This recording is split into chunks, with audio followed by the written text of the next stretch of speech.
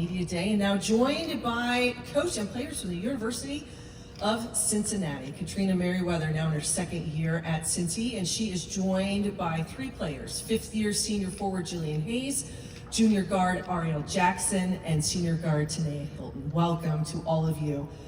Coach, your phone rang a year ago last March. You returned to your alma mater as the head coach. As you look back at sort of this whirlwind of year one, as I'm sure it was, what did you take from the season and what the Big 12 and the gauntlet that it really is and what it's all about? I think there were a few things. Being back in Cincinnati is incredibly special, and it was amazing to see the investment that was happening into the athletics and then also into our women's basketball program. So to come in with facilities being new and locker rooms being new, it was really apparent that it was important that women's basketball was going to be successful, and that made me feel really good. When we got into Big 12 play, I think we realized very quickly how talented players were, how great coaches are, and how many teams were going to be in the top 25. And so what we did was we started to celebrate small victories. And I thought that we did a really great job rebounding the ball, but there were obviously some areas that we had to improve on. And I thought that we did a good job being where our feet are and taking small steps forward. And I feel like we're going to do that again this year. That's not an easy thing to do, no doubt about it. But one of the things I think we talked about a year ago is that in a position like you were in, you have to almost recruit the kids that were there and see what that looks like. And recruiting is changing now for all of you on a daily basis. But how important is it going into year two to have veterans like this and people back that you can blend with new faces from the portal and freshmen? I think the mix that you're referring to is essential. You have to have the people who have the experience of the travel of the Big 12, what it looks like to be in those arenas where there's so many fans, so there's not as much shock value. I think in the locker room they probably can prepare each other far better than I ever could because it's their experience. So I'm really proud that we have the group back that we do. Recruiting has changed significantly, but our staff is just always going to say, we want people who want to be Bearcats. And so the people that we have are the ones that we know are invested. And that's what's important when we bring in new ones, because then that culture just extends out to them as well. What has struck you about this group as practice has officially begun, and what have you liked from them on the floor? My favorite thing is we take better care of the ball.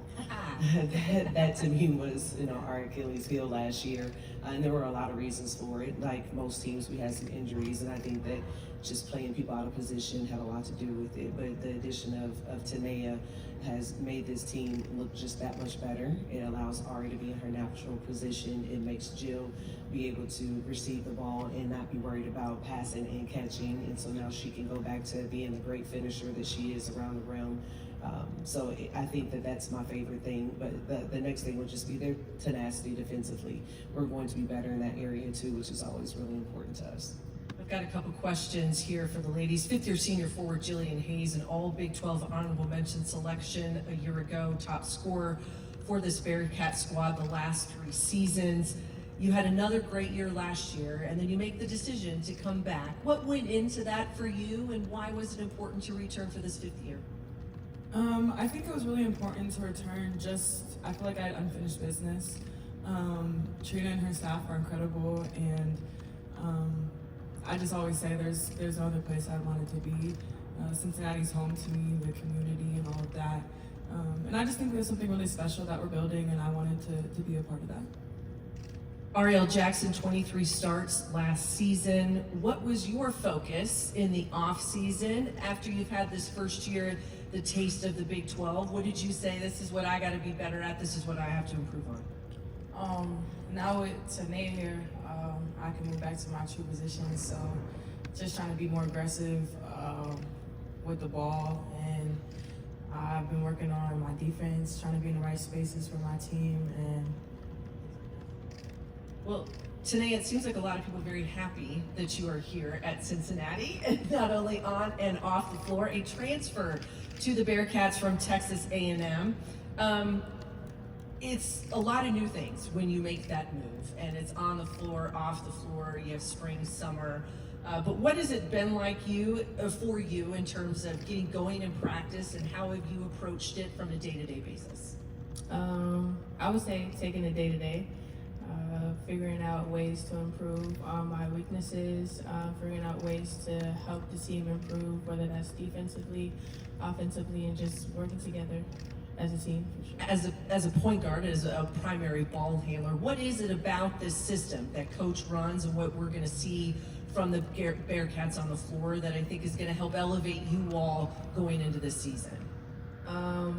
I would say allowing everybody to play their true selves. So that's tying into Ariel, being able to go back to her old self and playing the way she plays, allowing me to facilitate for the team, allowing Jillian to finish around the rim. So I think it just ties into everyone playing their role.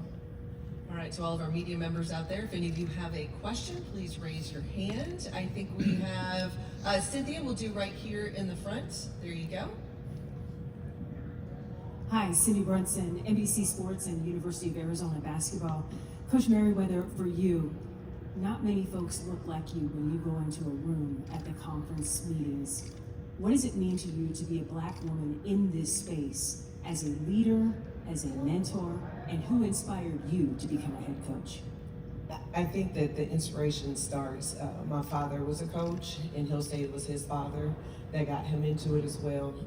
And coaching for us is really just teaching and being impactful to young people. But you can't talk about being a Black female in coaching without talking about C. Vivian Stringer. And I grew up in Indiana where the Big Ten tournament was in Indianapolis, and so my dad would get us tickets and I would watch Iowa play. And then she would have Tiffany Gooden and Angela Hamlin and all these people who were from Indiana. And as much as I should have been watching them, which I did, I was watching her. And I think that she was such an inspiration in that space. And as you mentioned, I think all of us can't wait until there's a lot of diversity in every space. And so I look forward to not being the first or the only or one of the few, and it being something that is common so that we don't have to talk about it as much. But while we still do, I am very proud of that. And I hope that we are setting a great example for all the young people out there. We've got another question right here.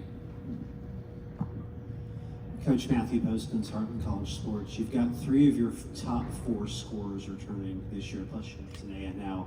But you've got a large group of players from a depth standpoint that either didn't get to play a lot last year or are redshirted. How has their development gone this summer coming into the fall? I think one thing that I love about this team is how committed they are, not just to our system or to me, but to each other. And you can see their chemistry on the floor. Because of social media, we can also see their chemistry off the floor, from TikToks to everything else that they post. I think that we're going to continue to celebrate small victories. And I say that a lot because I think in order for us to get to these main goals, we have to acknowledge where we are progressing and where things are getting better. And so we do our best in that in practice, where we're extremely competitive. And we watch a lot of film, and we are communicating openly and honestly about things where people need to get better and work. And I think because of that, we have created an environment where we can talk about being better and growing, and no one takes it personal. Everyone just goes back and tries to be the best they can for the team. We've got time for one more question right there, sir. Coach, Keegan Nicholson, Bearcat Journal. Your first year was in 2016 with Wright State. You're a head coaching veteran. But what did year 1 in a power conference like the Big 12 teach you and challenge you, and things that you might have to change or adjust about your coaching style? Well, thank you for saying that. I don't feel like a vet in the Big 12. There's so many coaches that have been doing it for 10 and 20 years, and I'm going into year 9, but thank you anyway. I think that what you have to do is a chess game out there. You know, and I think a lot of the time when you have really talented players like we did at Wright State, you walk in and you know you have a great chance of winning the game. And I feel like we walk into the Big 12 and every game is a 50-50 game. It can go either way. So our preparation, I think, is different. And I think how we approach scouting is different. And it's not to say that we didn't have talented players and coaches in previous leagues. It's just saturated, and it's every night. And there is no day off where you can skip and prepare for the next person. You better be locked in on who you got next, because the only game that matters is the one right in front of you. Well, she mentions small victories, but I think there's going to be some big ones on the horizon for this Cincinnati group. Coach, players, thank you so much for being here this morning. When we return in just a few minutes, we will be here with the coaches and players from TCU.